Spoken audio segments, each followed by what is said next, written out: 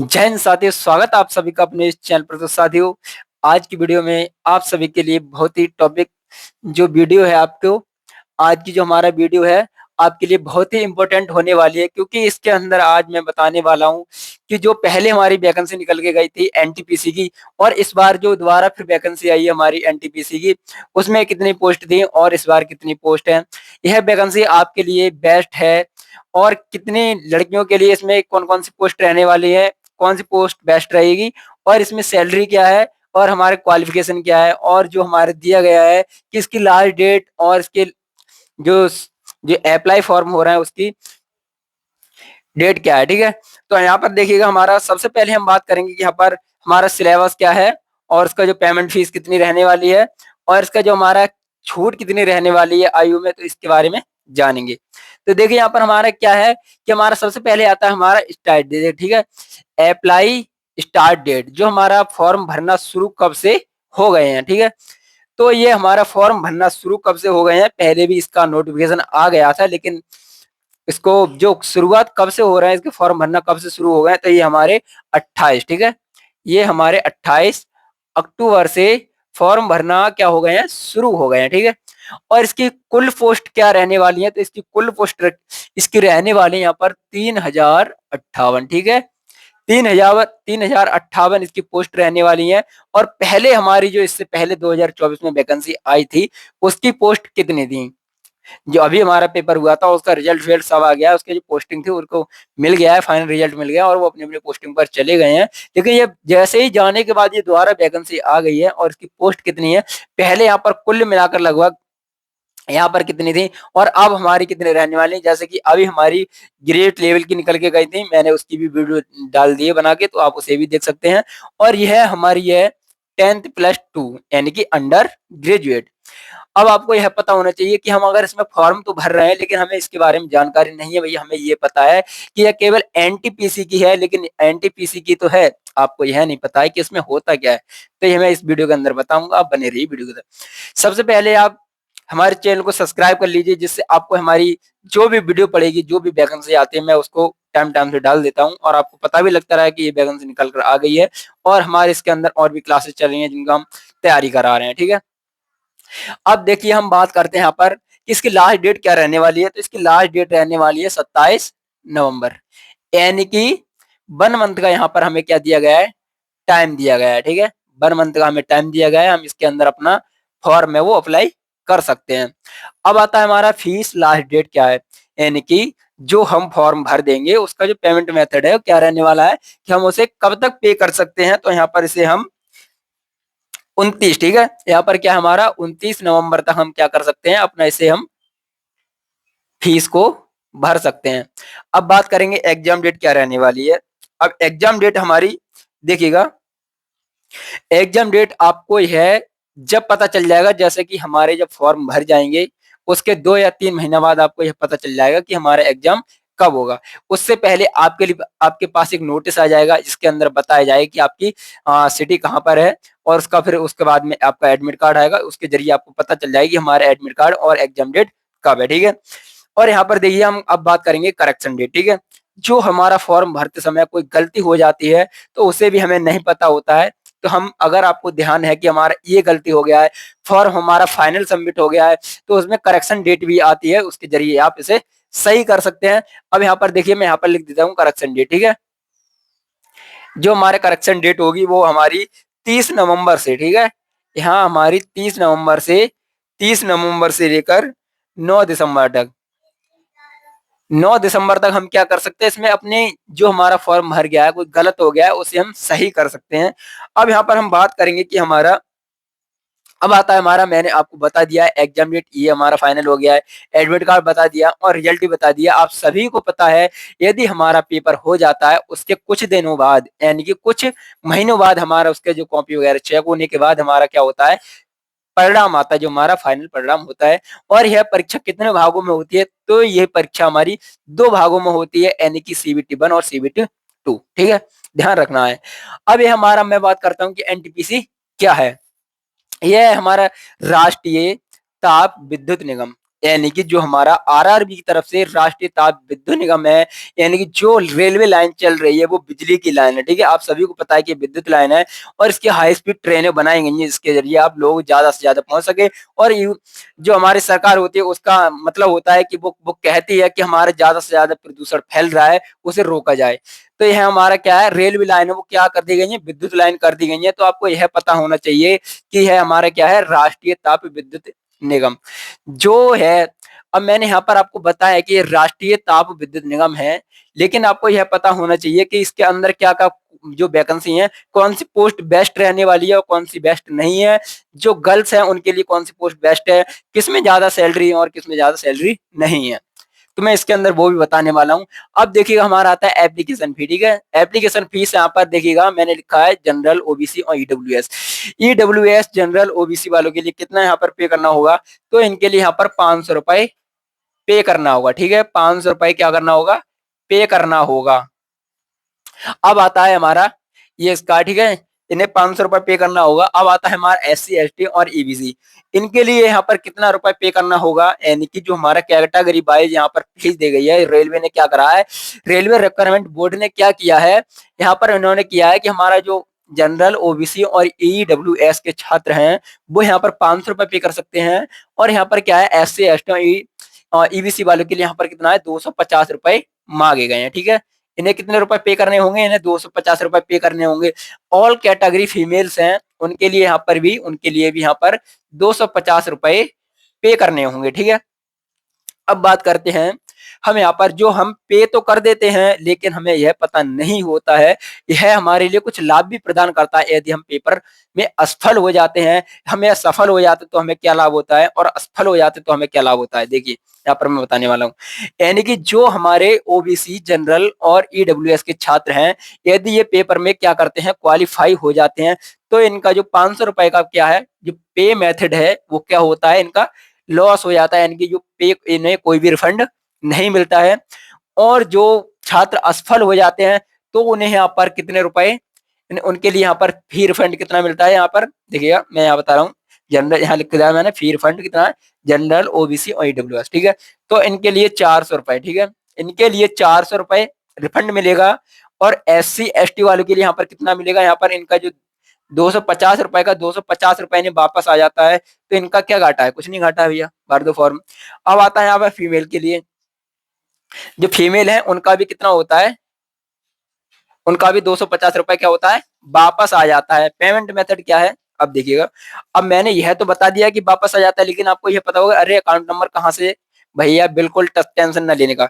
देखिए यहाँ पर आप जब फॉर्म भरोगे तो वहां क्या होगा, आपके लिए अकाउंट नंबर पूछा जाएगा, अकाउंट नंबर, नाम और आईएफएससी कोड। आपको बिल्कुल अपना ही भरवाना है, बिल्कुल सही से भरवाना है। यदि आपको विशेष बात ध्यान रखनी है कि कोई, जहां आप जिस कैफे पर भी अपना फॉर्म भरवाएं, वहां विशेष ध्यान रखें कि वो अपना नंबर न डाले, अपना अकाउंट नंबर न डाले। यदि वो उसने अपना अकाउंट नंबर डाल दिया तो आपके पास कुछ नहीं आने वाला, बस आप ऐसे ही रह जाओगे। और यदि आप अपना नंबर डलवाओगे तो आपका, यदि आप असफल होते हैं तो आपके 400 रुपए वापस आ जाएंगे, आपके मात्र 100 रुपए आपके माइनस होंगे, ठीक है। आपके 100 रुपए काटे जाएंगे, बस जो आपका उसका खर्चा होता है बोर्ड का, वो केवल 100 रुपए लेगा, आपको बाकी सारे रुपए रिफंड कर देगा। यदि आप सफल होते हैं, आप इसमें क्वालिफाई होते हैं, तो आपका कोई रुपए नहीं मिलने वाला, आपको 400 रुपए की 500 रुपए भी रख लिए जाएंगे और आपको आगे की प्रक्रिया है वो जारी करनी पड़ेगी, ठीक है। अब मैं करता हूँ यहाँ पर बात कर रहा हूँ पेमेंट मेथड। आप यूपीआई, नेट बैंकिंग,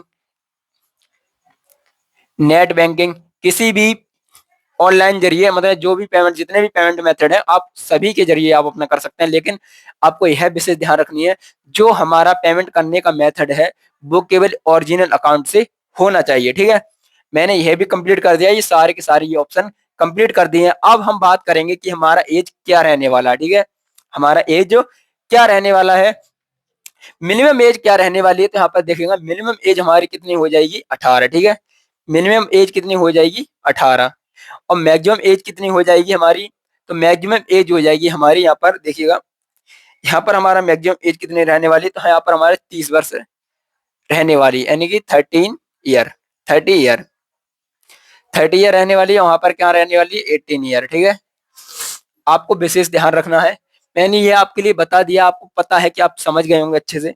अब देखिएगा यहाँ पर हमारे कुल पोस्ट मैंने बता ही दिया आपको यहाँ पर कितनी रहने वाली है, 3058। अब हम बात करेंगे यानी कि जो कैंडिडेट हैं general, OBC, EWS, SC, ST, उनके लिए यहाँ पर कितनी कितनी वैकेंसी दी गई है, उनके लिए यहाँ पर कितनी कितनी वैकेंसी दी गई है। देखिए जनरल है ना भैया, यहाँ जनरल के लिए यहाँ पर कुल इतनी वैकेंसी हमारे पास कितनी है, 3058 में से जनरल वालों के लिए यहाँ पर 1280, 1280 यहाँ पर कितने जनरल वालों के लिए हैं, और ईडब्ल्यूएस वालों के लिए यहाँ पर कितनी है, 280। 280 किन के लिए निकाली गई हैं, ईडब्ल्यूएस के लिए। ओबीसी, ओबीसी में आते हैं जो कैंडिडेट ओबीसी में आते हैं उनके लिए यहाँ पर 773 दी गई हैं, और यहाँ पर जो है हमारा एससी कैंडिडेट के लिए यहाँ पर 461, ठीक है, 461 दी गई हैं, और है एसटी वालों के लिए 264, यानी कि 264। आप देख सकते हैं लाइन बाई लाइन मैंने लिख दिया, जनरल के लिए हम 1280, ईडब्ल्यूएस वाले के लिए 280, ओबीसी वाले के लिए 773, एससी वालों के लिए यहाँ पर दिया गया है 461, और यहाँ पर है एसटी वालों के लिए 264। यहाँ पर पोस्ट दी गई है, यह मतलब जितनी वैकेंसी आई है उनमें से इतने इतने भागों में बांट दिया गया है कि ये कैंडिडेट अगर उस ओबीसी के कैंडिडेट इतने हैं तो इसमें ज्यादा भी कैंडिडेट तो भी उनमें उनके ही हिसाब से मेरिट दी जाएगी, जो हमारा कि ओबीसी के कैंडिडेट को निकाला जा सके। यह हमारा आरक्षण अभी हट गया है कि ओबीसी वाला एससी एसटी वाला हमारा क्या कर सकता है, अगर उसके ज्यादा नंबर आ जाते हैं, आरक्षण आपने देखा होगा कि हट गया है हमारा, कि अगर ओबीसी या एससी एसटी वालों के ज्यादा नंबर भी आ जाते हैं तो वह ओबीसी में भाग नहीं ले पाएगा, जिसने छूट मांगी है वो भी भाग नहीं ले पाएगा। तो आप विशेष ध्यान रखें, आप अपना अगर आपने छूट, जैसे कि आप फॉर्म भरवाते समय आपकी आयु है नीचे है, भरते समय आपकी आयु नीचे है, तो आप छूट पर बिल्कुल क्लिक ना करें। विशेष ध्यान रखें, आप छूट पर क्लिक ना करें, उसमें लिखा होता है कि आप छूट लेना चाहते हैं, तो आप बिल्कुल भी क्लिक ना करें उस पर कि हमें छूट नहीं चाहिए। अब हम बात करेंगे कि हमारी क्वालिफिकेशन क्या रहने वाली है। अब मैं बात करता हूँ क्वालिफिकेशन क्या रहने वाली है। देखिए एलिजिबिलिटी क्या है। अब यहाँ बात, मैं एक बात और भी करूंगा, आपके लिए बेस्ट पोस्ट कौन सी है, मैंने यह भी बताया था आपको शुरुआत में कि हम यहाँ पर देखेंगे कि बेस्ट पोस्ट कौन सी है, और यहाँ गर्ल्स के लिए बेस्ट पोस्ट कौन सी है, ठीक है। तो यहाँ पर हम देखिएगा, सबसे हम अब पोस्ट नेम हमारा यहाँ पर दिया है कॉमर्शियल कम टिकट क्लर्क। इसके लिए एलिजिबिलिटी क्या चाहिए, यहाँ पर जो हमारा है कॉमर्शियल कॉमर्शियल कॉमर्शियल कम टिकट क्लर्क जो दिए हमें। अब इसके लिए हमें क्या, इसके देखो मैं ऐसे ही मुंह से बता दे रहा हूँ, इस क्वालिफिकेशन देखिए क्या है, 10th+2 आपका इंटरमीडिएट होना भी जरूरी है। आपका intermediate exam from any recognised board in India, India के अंदर आपने किसी भी कॉलेज से आपने 12th कर रखा है तो आप इसमें फॉर्म भर सकते हैं।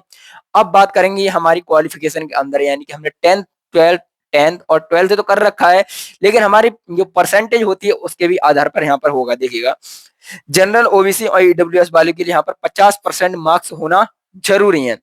यदि आप जनरल, ओबीसी और ईडब्ल्यूएस में है तो आपके 50% मार्क्स हर सब्जेक्ट में होना विशेष जरूरी है, जिससे आप इसमें फॉर्म भर पाएंगे। एससी एसटी और पीएच वालों के लिए यहाँ पर ओनली पास होना जरूरी है, उनके लिए कोई परसेंट का मतलब नहीं है, ठीक है। अब यहाँ पर आता है हमें, ये मैंने अभी क्वालिफिकेशन बताई थी, ये ट्रेन क्लर्क, ये हमारी क्वालिफिकेशन क्या थी, ये हमारी क्वालिफिकेशन थी हमारी ट्रेन क्लर्क और उसके लिए, ठीक है।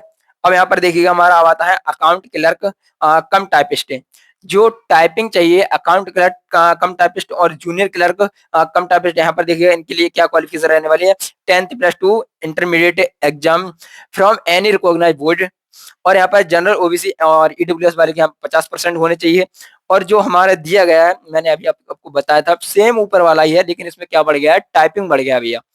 जो है हमारा कम टाइपिस्ट है ना, उसके लिए टाइपिंग बढ़ गया है, और वहां पर क्या नहीं है, ऊपर वाले में जो हमारा है कॉमर्शियल वाले में, इसमें क्या है, इसमें टाइपिंग नहीं बढ़ा है, ठीक है। अब यहाँ पर देखिएगा हमारा SC ST PH और जो SC और ST है वो केवल पास होना जरूरी है। अब आता है कंप्यूटर टाइपिंग, इंग्लिश में आपके लिए 30 वर्ड। इंग्लिश में क्या होता है, टाइपिंग क्या होता है,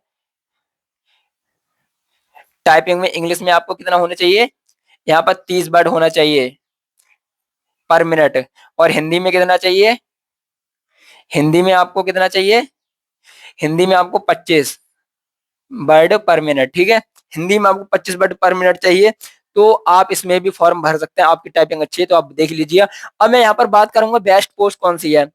अब यहाँ पर देखिएगा बेस्ट पोस्ट कौन सी है, ठीक है। यहाँ पर देखिएगा बेस्ट पोस्ट हमारी क्या है, मैंने जो पहले नंबर पे लिखा है यही हमारी क्या है, बेस्ट पोस्ट है। यही हमारी क्या है, बेस्ट पोस्ट है, ठीक है।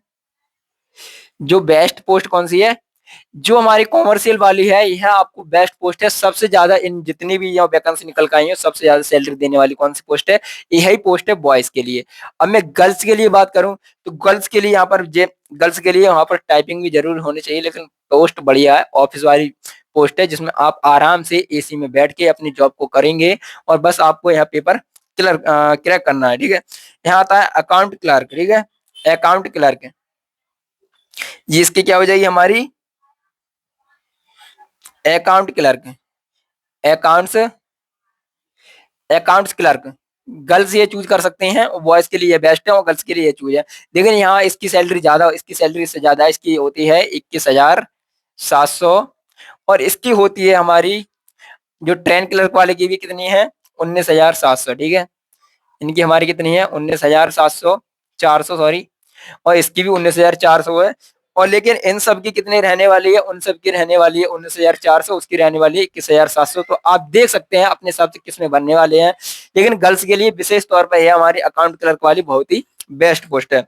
अब यहाँ पर देखिए और आपके लिए क्या रहने, अब मैं बताऊंगा यहाँ पर हमारा पेपर का पैटर्न क्या रहने वाला है। तो हमारा पैटर्न रहेगा कंप्यूटर बेस्ड टेस्ट होगा, मैंने आपको पहले ही बता दिया, CBT 1 होगा। दूसरा हमारा कंप्यूटर टेस्ट होगा, ये CBT 2 होगा। और इसके उसके बाद में क्या होगा, आपके स्किल टेस्ट होगा। आपका क्या होगा, स्किल टेस्ट होगा, टाइपिंग टेस्ट होगा, एप्टीट्यूड टेस्ट होगा। और उसके बाद में क्या होगा, आपका जो हमारे डॉक्यूमेंट है, आपने जो जो डॉक्यूमेंट फॉर्म भरते समय लगाओगे उनका क्या होगा, उनका वेरिफिकेशन होगा। आपको विशेष ध्यान रखना है। उसके बाद में आपका मेडिकल एग्जामिनेशन होगा, आपका बॉडी चेकअप होगा। उसके बाद में आप देख सकते हैं कि हमारी जो फाइनल मेरिट आएगी, अगर आपको उस मेरिट में नाम फंसता है तो आप क्या हो जाएंगे, आप यहाँ पर बन जाएंगे NTPC के एक गवर्नमेंट सर्वेंट, ठीक है। तो देखिए अब मैंने यहाँ बता दिया है कि इसकी डिटेल में सारा का सारा बता ही दिया है, जो कुछ भी बचा है। अब आप बात कहोगे कि सर यहाँ पर आपने सिलेबस तो बताए नहीं, तो मैं सिलेबस आपके लिए बता दूं।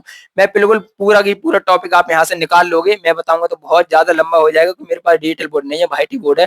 तो मैं आपके लिए बताना चाह रहा हूँ। यहाँ पर देखिएगा जो हमारा लिखा है, आप देखिएगा यहाँ पर जो हमारा आता है सरकारी रिजल्ट पे जाओगे, हमारा हिंदी लिखा है जहाँ check syllabus and exam pattern, तो आप देख लीजिएगा। यहाँ पर देखिए अब यहाँ पर लिखा है, जो यहाँ पर लिखा है आप यहाँ से देख सकते हैं कि हमारा जो लिखा है, आप हिंदी पर टाइप करके आप हिंदी में देखना चाहते हैं हिंदी पर, इंग्लिश में देखना चाहते हैं तो आप इंग्लिश में देख सकते हैं। आपको यहाँ से सिलेबस मिल जाएगा, पूरा की पूरा सिलेबस मिल जाएगा। और यहाँ पर जो यहाँ पर है हमारा जनरल अवेयरनेस कितनी आती है, 40 की आती है। हमारी मैथमेटिक्स कितनी आती है, 35 की आती है। और जो हमारा बचा है बाकी जो हमारे रीजनिंग वगैरह बच्चे वो 35 नंबर की आते हैं। ऐसे कुल मिलाकर हमारा कितना हो जाता है, हमारे 120 नंबर के प्रश्न आते हैं। हमें यहाँ टाइमिंग अवधि मिलती है, केवल 1.5 घंटा मिलता है। तो आप यहाँ पर देख पा रहे होंगे कि आप अपने बजट से आप अपने अनुसार ही यहाँ पर मैनेज कर सकते हैं। और आपको अप्लाई करना है तो आप यहाँ पर ऑनलाइन अप्लाई ऑनलाइन यहाँ पर देखिए, यहाँ पर लिखा है, साफ साफ लिखा है। तो आप यहाँ पर अप्लाई ऑनलाइन पर क्लिक करके आप अपना फॉर्म भर सकते हैं। आपको जिस प्रकार का इंटरफेस आएगा उसे जो जो जानकारी मांगती जाए आप वहां पर भरते जाइए और आपका क्या हो जाएगा, आपका जो फॉर्म है वो भर जाएगा। बस आपको यही बात ध्यान रखना है। और आपको यहाँ पर पेमेंट भी मैंने बताया कि आपके लिए अकाउंट नंबर आपका ही लगाना चाहिए और आप अदरवाइज किसी का ना लगाएं। आपका जो रिफंड आएगा, अगर आप फेल भी हो जाते हैं, पास होते हैं, तो आपके लिए बहुत ही खुशखबरी, बहुत ही अच्छी बात है कि आप पास हो रहे हैं और आपका जो रिफंड का आपको इसमें कोई दिक्कत नहीं होगा कि हमारा रिफंड आए ना आए, ठीक है। अगर आप फेल हो जाते तो आपका जो 400 रुपए, आपका जो पे हो 500 रुपए पे हो रहा है उसमें 400 रुपए आ रहे हैं। जिनका जो 250 रुपए जा रहा है वो 250 भी रुपए वापस आ जाएगा, जिससे और आगे भी आप दोबारा फॉर्म भर पाएंगे। तो आशा करता हूं कि मेरे द्वारा दी गई जानकारी आप बिल्कुल ही अच्छे से समझ गए होंगे। यदि आप समझ गए तो वीडियो को लाइक जरूर कर देना, आपके लिए बहुत ही मेहनत से वीडियो बनाता हूँ। और मिलता हूँ अगली वीडियो, तब तक के लिए जय हिंद, वंदे मातरम।